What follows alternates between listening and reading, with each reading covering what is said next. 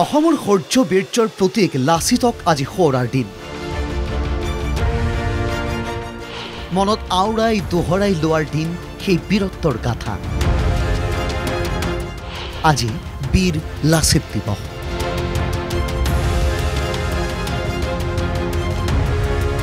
সিংহৰ দৰে গৰজি জাতিৰ দুঃসময়ত চোকা হেংদাং ঘূৰাই শত্ৰুক কচু কটা দিয়া অসমীয়াৰ জাতিৰ সাহসৰ প্ৰতীক লাচিত। তীব্ৰ জ্বৰ গাত লৈ উঠি যুঁজিব পাৰে, দেশ জয়ী শক্তি খুজি ভেদিব পাৰে, লুইতৰ পানীত যাৰ চিঞৰত কপি কপি ঢৌ উঠে সেইগৰাকীয়েই মহাবীৰ লাচিত। জাতীয় বীৰ লাচিত বৰফুকনৰ 402 সংখ্যক জন্ম জয়ন্তীৰ দিনটোত ৰাজ্যৰ প্ৰান্তে প্ৰান্তে উদযাপন কৰা হৈছে লাচিত দিৱস। এয়া তিয়কৰ ঐতিহ্যমণ্ডিত লাচিত মৈদামৰ পৰিৱেশ। লাচিত মৈদাম সংৰক্ষণ সমিতিয়ে জাতীয় বীৰজনাক সুঁৱৰি আয়োজন কৰিছে লাচিত দিৱস। অৱশ্যে যোৰহাট প্ৰশাসনে অজ্ঞাত কাৰণত লাচিতৰ জন্ম জয়ন্তী উদযাপনৰ ক্ষেত্ৰত কোনো সহযোগিতা নকৰাৰ কথা পোহৰলৈ আহিছে। অসুখী লোকসকল।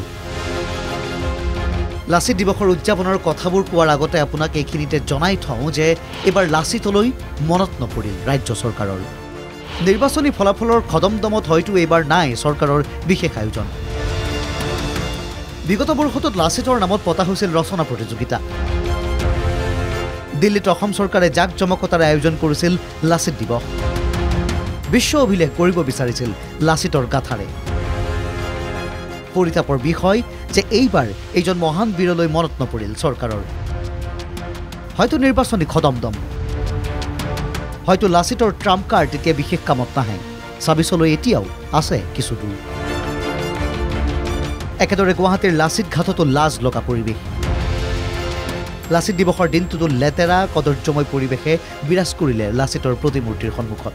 এই মুহূৰ্তত মই উপস্থিত আছোঁ গুৱাহাটী মহানগৰী লাচিত ঘাটত। লাচিতৰ প্ৰতিমূৰ্তিৰ কেনেদৰে বৰ্তমান সময়ত আছে বা আজিৰ দিনটোত কেনেদৰে লাচিত দিৱস উদযাপন কৰিছে প্ৰতিমূৰ্তিৰ সন্মুখত?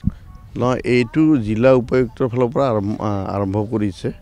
আমি যিহেতু ইয়াতে প্ৰতি বছৰে আহোঁ এই লাচিত দিৱসত, এইবাৰো সেই যোৱা বছৰৰ দৰে বা তাৰ আগত দৰে পতা বুলি ভাবি আমি আহিছিলোঁ।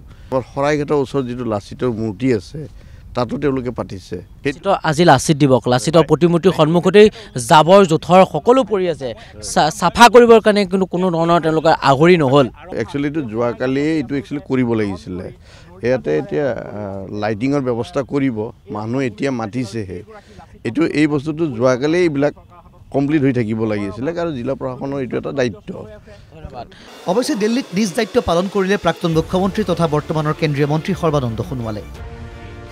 নতুন দিল্লীত লাচিত বৰফুকনৰ 402 সংখ্যক জন্ম দিৱস উপলক্ষে কেন্দ্ৰীয় মন্ত্ৰী সৰ্বানন্দ সোণোৱালৰ বাসগৃহত লাচিত দিৱসৰ আয়োজন কৰা হ'ল।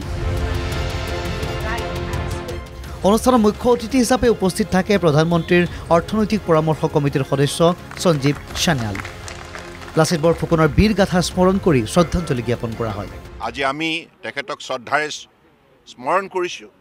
তেখেতৰ 402 সংখ্যক জন্মদিনৰ উপলক্ষে আমি তেখেতৰ প্ৰতি গভীৰ শ্ৰদ্ধাঞ্জলি জ্ঞাপন কৰিছোঁ।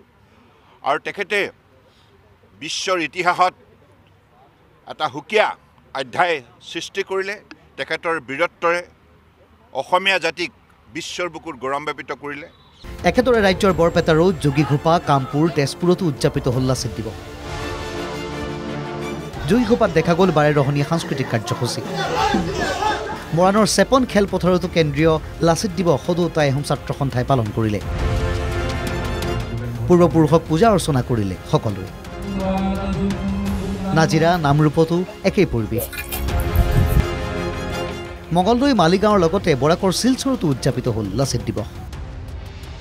চৰকাৰে পাহৰিলেও লাচিত লাচিতেই। সতেক বাধাকো নেওচি প্ৰতিজন অসমীয়াই হৈ উঠক একোজন লাচিত। প্ৰজন্মই প্ৰজন্মই বৈ থাকক সেই বীৰ গাথা। Bureau report, NKTV+।